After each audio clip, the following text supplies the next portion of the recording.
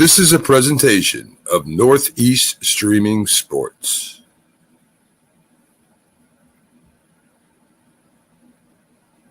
Hey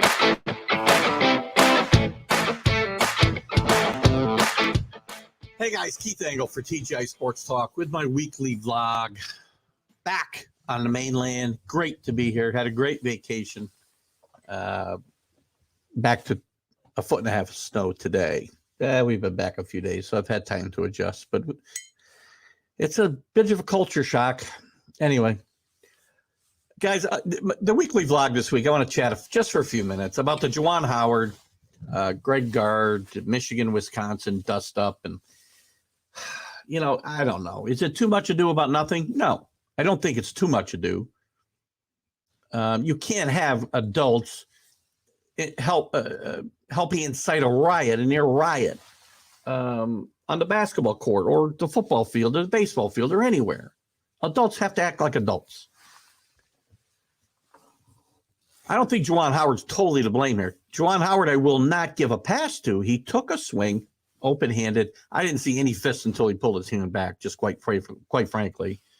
But still, I'm not giving Juwan Howard a pass here. So let's be clear about that in the beginning. But this isn't all Juwan Howard's fault. We'll talk about what happened beforehand. Wisconsin had this game well in hand. And because of almost getting a 8-second violation at midcourt, Wisconsin called timeout with 15 seconds left. I believe that was the time. Up 15. And Juwan Howard takes umbrage to this. Well, let's start with there. Juwan Howard, you're still pressing Wisconsin and trying to close the gap in this basketball game. So you can't, let's not take umbrage, right? Remember, coaches coach to win. It's not like Wisconsin had their first team in there. They had their second and third stringers in there. You're still pressing. You're still trying to win the game. Then the coach gets to coach on the other side like you're trying to win the game. So let's just start there. I say this all the time. These kids, once you get past Little League, I'm not for taking a foot off the gas pedal. I'm not for, unless it's really out of control and the talent level is just way, a big disparity. But Greg Gard only called timeout in that situation because his players were still being full court pressed by Michigan, and Juwan Howard had given those orders to do so, which is fine. Miracles happen in basketball. But you can't expect Greg Gard to stop coaching if you're going to keep coaching to try to win the game and come back, cut the score, whatever you're trying to do, Juwan. So that's number one. So the thing you're upset about, you should not be upset about. It's ridiculous. He's mad. Now we get to the post-game handshake, and he walks by Greg Gard and says, "I'll remember this." And Greg Gard grabs him. Greg Gard should have just walked on by. So this is where I say, well, two things. Juwan Howard could have kept his mouth shut, but he's upset. He says something. You don't have a gripe in my mind, Juwan. You're trying to win the game yourself. Greg Gard can continue to coach his team. But once that's said, and Greg Gard puts his hands on Juwan Howard, and Juwan Howard says, "Take your effing hands off me." Not once, but twice. Watch the video, and don't just watch the one video, the first video that came out. Watch all the videos, because there's a couple different angles where you see this from. And it's very clear, that if Greg Gard had just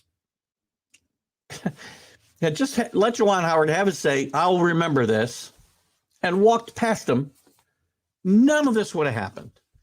So I'm not taking the onus off of Greg Gard for what happened in causing this fight between the two teams.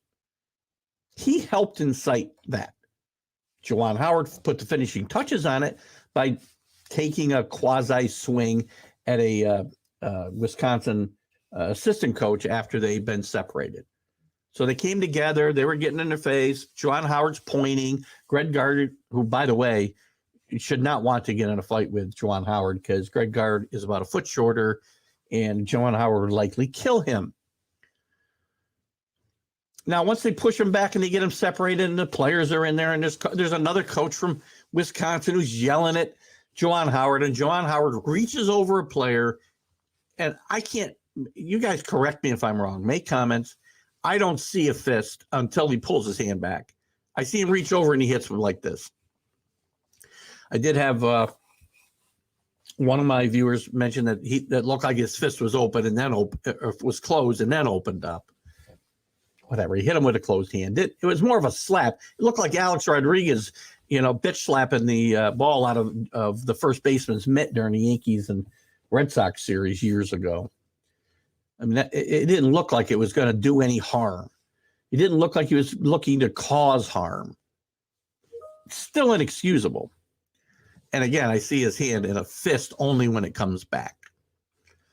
But again, I'm not excusing Juwan Howard's conduct. He should have been suspended.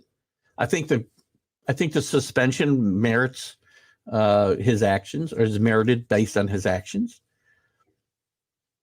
Who knows? This is a second kind of situation like this in 2 years, and it can't continue. This can't be a pattern with Juwan Howard. You're not a player; you're a coach, and you've got to act like an adult. So your players who are just growing into adulthood, now I will say they're men at this point, but they're still looking for leadership. They're going to follow their leader. You're their leader. But I'll say the same thing for Greg Gard. Greg Gard, teach your players something in this regard. Turn the other cheek and walk away. Don't put your heel when I don't know, his size doesn't really matter, right? But when the other coach is obviously perturbed, doesn't want to shake your hand, turn the other cheek and walk away. Be the bigger man. Unless you feel guilty about what you did, which I'm telling you, you don't need to. You feel the need to explain to Juwan Howard why you did what you did. You could have done that after the game. You could have done that after the heat of the moment had subsided. But you chose not to do that. You chose to put your hand on Juwan Howard, and he told you not once but twice to take them off you before things got out of control. And you didn't do that. So, look, and I'm telling you, in my mind, Greg Gard maybe should be looking at some kind of suspension, maybe not as long as Howard's. He didn't take a swing. I understand that. But Greg Gard has a role in inciting this ugly incident. Not a good look for Michigan, not a good look for Wisconsin, not a good look for either of the coaches, not a good look for NCAA basketball as a whole. And adults need to act like adults. And now, if you're the referees, by the way, let's not start, getting hysterical about we have to keep things in control so we don't have near riots. Danny Curley got thrown out of a game because Connecticut beat Villanova the other day, and he was rallying the fans, not inciting a riot. We've seen coaches for years and players try to get the fans involved and up and really out of their seats and giving their team more energy. And that's all in my mind, that's all Danny Hurley was doing. Now he gets thrown out of a game because it was the second technical of the game, and he gets thrown out of an important game. Connecticut did win the game, obviously, but still, referees can't now go the other way and start throwing up technicals and throw guys out of the games every time guys look cross-eyed at somebody or try to get the fans more involved in the game. So let's not go the other way.